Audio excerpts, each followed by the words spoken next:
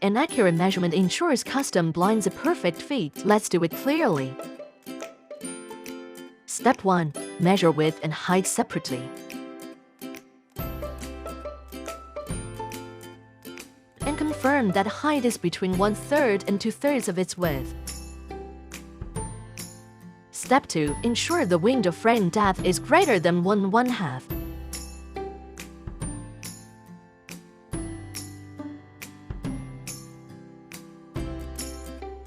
Step 3. Submit the measurements.